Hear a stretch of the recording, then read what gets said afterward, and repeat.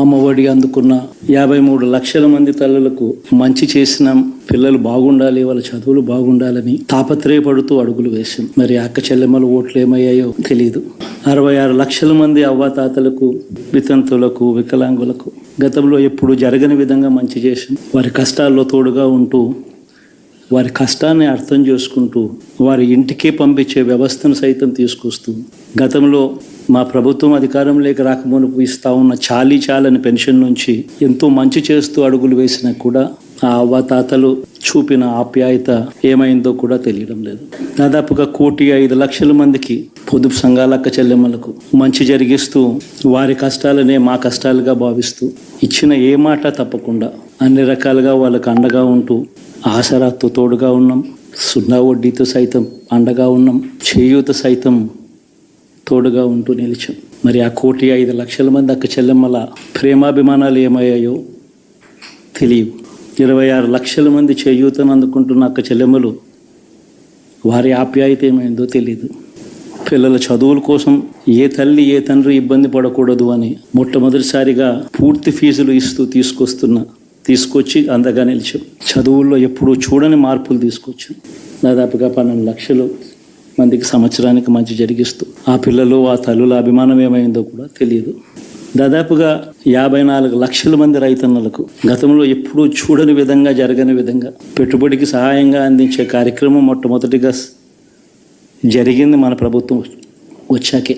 మరి అంతగా రైతన్నలకు తోడుగా ఉంటూ, రైతన్నలకు రైతు భరోసా ఇవ్వడం కానీ, సమయానికే వారికి ఇన్పుట్ సబ్సిడీ ఎప్పుడు జరగని విధంగా సీజన్ ముగిసేలోగానే ఇచ్చే కార్యక్రమం కానీ, ఉచిత ఇన్సూరెన్స్ కానీ, పగటిపూట 9 గంటలు ఇచ్చే కార్యక్రమం కానీ, ఉచిత విద్యుత్ ఇచ్చే కార్యక్రమం కానీ,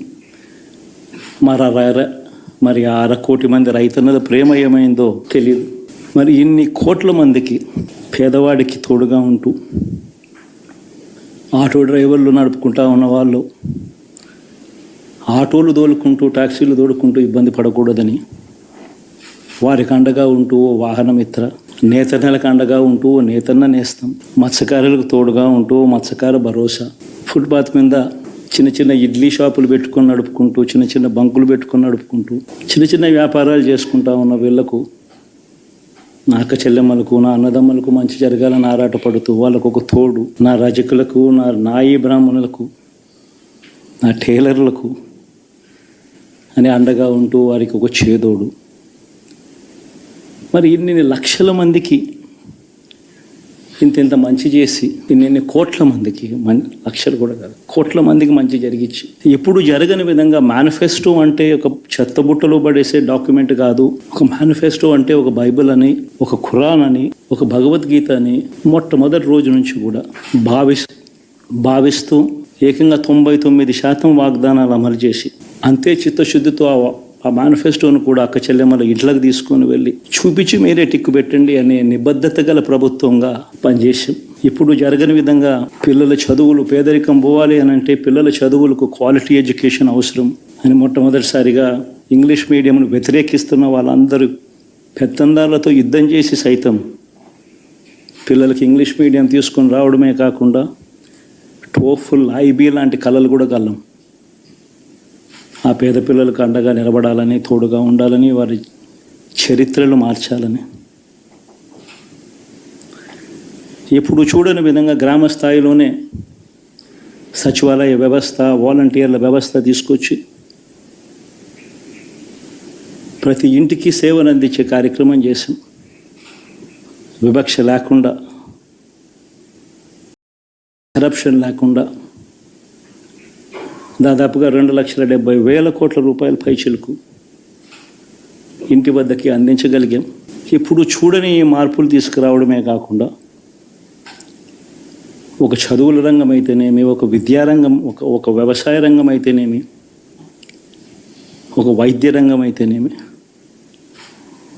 ఏ పేదవాడు ఎప్పుడూ ఇబ్బంది పడకూడదు అని ఎప్పుడు ఊహించని విధంగా మార్పులు తీసుకొస్తూ పేదవాడికి అండగా నిలబడగలిగాం.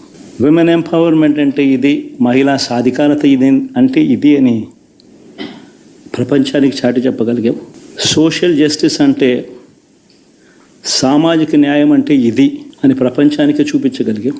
మరి ఇన్ని గొప్ప మార్పులు చేసిన తర్వాత, ఇన్ని కోట్ల మందికి మంచి జరిగిన తర్వాత మరి అభిమానం ఏమైందో, నా ఆప్యాయత ఏమైందో తెలియదు. ఎవరో మోసం చేశారో, ఎవరో అన్యాయం చేశారో అని చెప్పి అనొచ్చు, కానీ ఆధారాలు లేవు. ఏం జరిగిందో దేవుడికి తెలుసు. పెద్ద నేనైతే చేయగలిగింది ఏమీ లేదు. ప్రజల తీర్పు తీసుకుంటాం, కానీ మంచి చేయడానికి మాత్రం ప్రజలకు తోడుగా ఖచ్చితంగా ఉంటాం. వాయిస్ ఆఫ్ ది వాయిస్లెస్ కింద ఈ పార్టీ తాను చేయాల్సిన పని తప్పకుండా చేస్తుంది. పేదవాడికి అండగా ఉండే కార్యక్రమంలో ఎప్పుడూ కూడా పేదవాడికి తోడుగా ఉంటూ గలం విప్పుతుంది, పేదవాడికి అండగా నిలుస్తుంది. పెద్ద పెద్ద వాళ్ళ కూటమి ఇది. ఢిల్లీలో సైతం శాసించే పరిస్థితుల్లో ఉన్న కూటమి ఇది.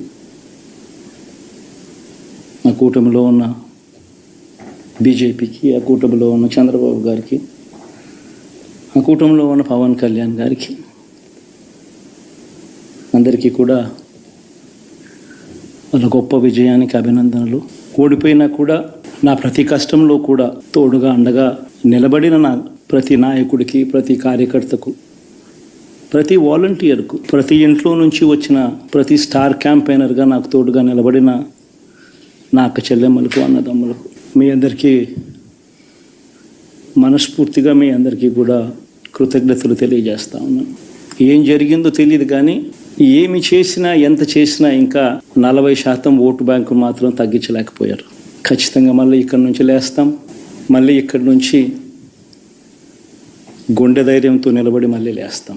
ప్రతిపక్షంలో ఉండడం కొత్త కాదు, పోరాటాలు చేయడం అంతకన్నా కొత్త కాదు. నా రాజకీయ జీవితం అంతా కూడా ప్రతిపక్షంలోనే గడిపా. ఈ 5 సంవత్సరాలు తప్ప పోరాటాలే చేశా. రాజకీయ జీవితంలో ఎవడు చూడని కష్టాలు కూడా అనుభవించా. ఇప్పుడు అంతకన్నా కష్టాలు ఏదైనా పెట్టినా కూడా సిద్ధంగా ఉన్నాం, సిద్ధంగా ఎదుర్కొంటాం. ఆల్ ది వెరీ బెస్ట్ గవర్నమెంట్లోకి వచ్చిన వాళ్ళకు. Thank you.